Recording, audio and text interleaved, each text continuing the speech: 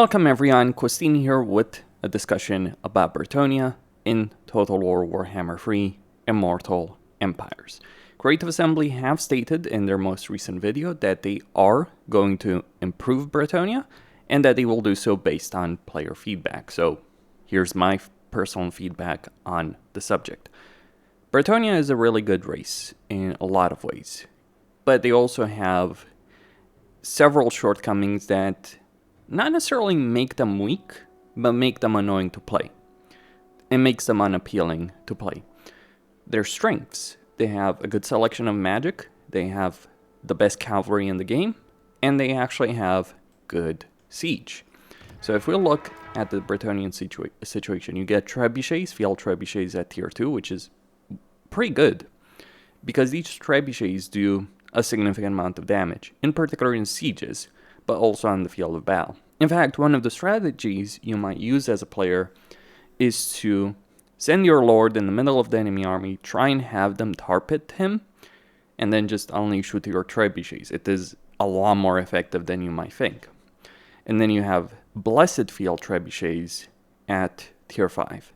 Maybe tier 5 it is a bit too much for a unit that's not necessarily that significantly better, although the removal of friendly fire, undeniably so, is certainly a very powerful benefit. It's removal of friendly fire on the splash damage, not the projectiles themselves, the rocks. But still, a significant benefit. But I think like reducing this in tier would be useful. And honestly, reducing the tier requirements for a lot of Bretonnian units could be useful, because the meat of a campaign is still going to take place in the early game.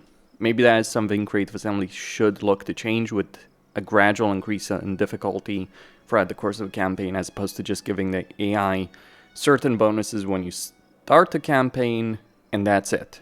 That's just my perspective, and no, endgame crises don't really work in that respect. They're annoying, they're not particularly fun to deal with in a lot of ways. That's my perspective, but I think a lot of people don't really care too much about the endgame crisis right now. And funnily enough, the endgame crisis can be a bit more interesting if you set up early on in a campaign to give the AI even more advantages, though with 5.2, Creative Assembly has certainly done that.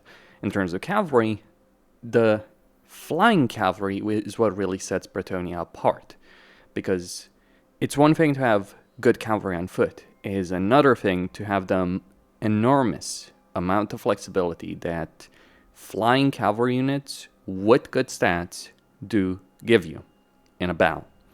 So that's great. The problems: their infantry roster, everything over here, is utterly worthless with the exception of foot squires, and they're a tier 4 unit. I would say that we should possibly have, at the very least, or these two units being removed from the tier 1 barracks, put on every Bretonnian settlement, and having the men-at-arms with shields put as tier 1, men-at-arms with polearms as tier 2, and then foot squires at tier 3. Bretonnia does have incredible growth, but it still takes time to construct things, so just bear in mind. They do have one of the highest growths in the game. In fact, in terms of just growing settlements from scratch without relying on, say, a WA meter, Bretonnia is the best in the game. That is a significant strength, but the fact that your entire barracks chain is worthless until you get to tier 4, the fact that you have to get to tier 5 to get some of the really good stuff like Royal Guardians, Royal Hippogriff Knights, Royal Pegasus Knights, is a bit of a limiting factor. And the fact that you have to get multiple buildings to achieve the same success as, say, other factions is also annoying. For instance, if you're playing a Bretonnian faction, you want to get farms, right? But for your economy, you also need to get the water wheel to get the tier 2 farms and then the tier 3 farms.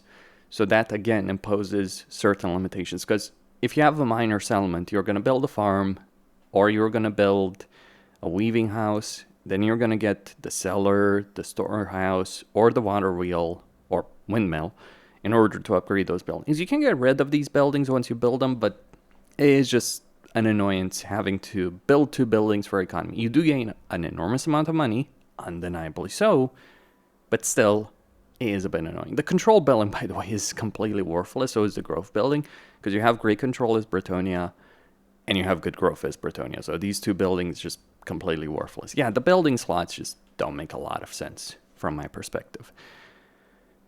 And so, like, you end up in a bit of an annoying situation with respect to buildings. Another thing worth pointing out in Bretonnia, they only have 2 lord choices, 2 hero choices. So I think like 1 more hero, 1 more lord would be great. What kind of lord and hero? I think that's really up to Creative Assembly. Maybe a peasant lord choice, or a lord choice focused on leading a peasant army would be great. Also, it's kind of worth pointing out that both lords and heroes could use a special skill line to give more variety, to give choices that other factions do also have. Because, like, you look at your heroes, you look at your lords, you don't have like a special skill line selection that a lot of races that Creative Assembly has improved do have. So your lords are very generic, your heroes are very generic. There's nothing wrong with that, but you look at the Empire, the choices they have with the heroes after Thrones of Decay is a much better situation. So those are the kind of things I would look to change. Maybe some Grail Guardian type hero or lord or something along those lines. And the regular Bretonnia lord is just leading peasants. I don't know. So that's one of the annoying things. So those are some of the annoying things with Bretonnia, some of the shortcomings. On top of that, the vow system is completely outdated and feels really useless. But it is so frustrating to deal with the freaking vow system. The reason I say this is because you look at the vow system, you need for your lords, not necessarily for your heroes, but if you look at your heroes, you can get immortality at rank 20, fair enough, ranked, or you can get the Grail vow over here. But getting these vows is a annoying process, in particular the second vow, because the second vow either requires you to win a siege battle in a jungle, or defeat all legendary lords of Ogre Kingdom, Beastmen, Greenskins, or Dark Elves, or requires you to win a battle at sea. The first one, the third one, okay, but still, the fact that you have to get these vows in order to even have decent upkeep for knight units is a pretty freaking annoying system for your lords. Yes, you don't have supply lines, I understand that. I get that. That is a benefit. But just having to constantly manage vows and not forgetting, like, oh, this lord and hero leveled up to a certain level, completed the vow, having to keep track of all of that and having to do it, it ends up being annoying. Like, really flat out a frustrating system. In fact, it's much better if you get a mod that automatically completes these vows for these lords and heroes once they reach a certain level. But I still feel like having to get a vow to get decent upkeep for certain critical units, for any kind of knightly unit, is absolutely annoying.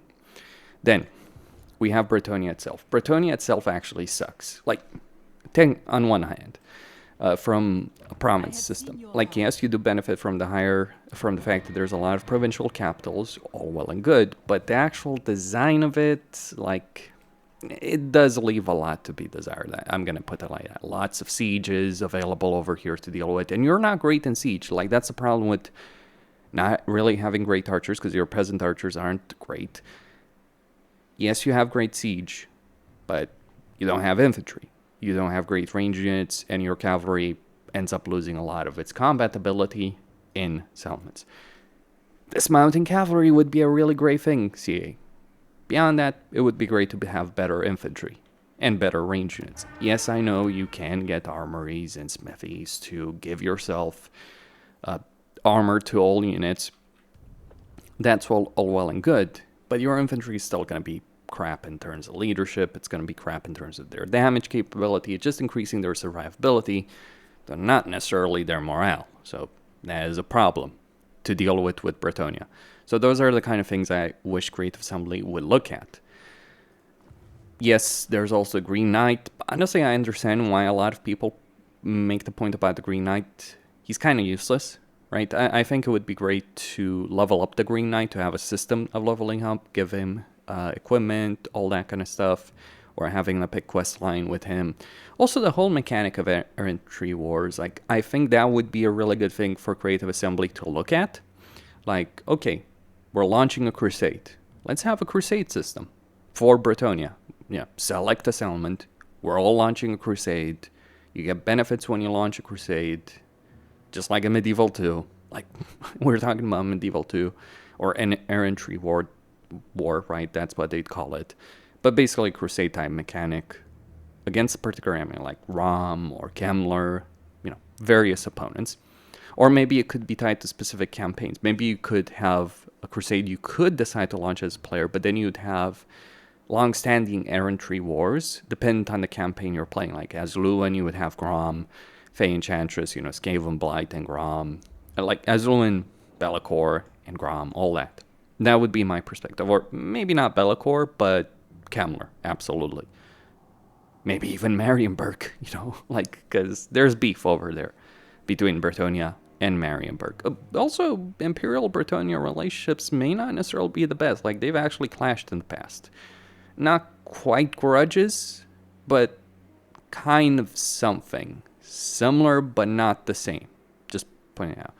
Finally, the research tree of Bretonnia, the Confederation mechanic of Bretonnia is such a crap system to deal with. Like, spend multiple turns to confederate a lot of these minor factions. Like, I'm going to confederate Artois, a faction that dies in 2 freaking turns in the start of the campaign. Yes, you do want Carcassonne, you do want Bordelot, but it's just such a crappy system to deal with. Like, consider this, the only faction that I actually want to confederate over here outside of, the Fey Enchantress that's in Bretonnia is Paravan. And the only reason Paravan works here is because I literally took Montfort from, I traded Blackstone Post to the Dwarves, got Montfort, and returned sold that to Paravan.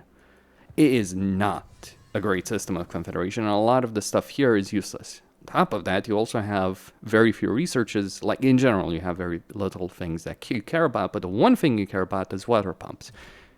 You start with too few peasants at the beginning. Like, you have to make trade-offs in peasants. Okay, fair enough. But maybe structures should give peasant slots. There are mods that do this. Maybe you should start with more peasant slots. And we can also talk about, like, the Fey Enchantress's skill line being worthless in a lot of ways as well. Her entire campaign just feeling very lackluster. We can talk about poor Alberic, right? And his quest, you get an objective to have to go after Sartosa. Or Lewin, he has to build a freaking tier 4 settlement, get an armory in order to get his quest item. So, yeah, there's annoyances all around, all across the board with respect to that. So research needs a revamp, some of these quests need a revamp, and yeah, individual campaigns could use some updates, or a lot of updates. It's actually either frustrating. No, it is frustrating playing Lewin. Either because Be'lakor decides he's going to have you for lunch, and then you're going to have a non-stop defensive war in the north while you're conquering the south, or if he ignores you and you ignore him, you're just not having anyone to stop you, except Skaven Blight with quotation marks with respect to that. So issues, plenty of issues all around with regards to all of that. So yeah, there's plenty of updates to make with Bretonnia, but armoring roster, buildings, research, vows, Green Knight, and legendary lore campaigns. Also, errantry wars would be a great system to also update. That's my perspective. The final battles, like, they're so old. Revamp those as well. Like, they're so old to deal with. Christine signing out. Stay tuned for more.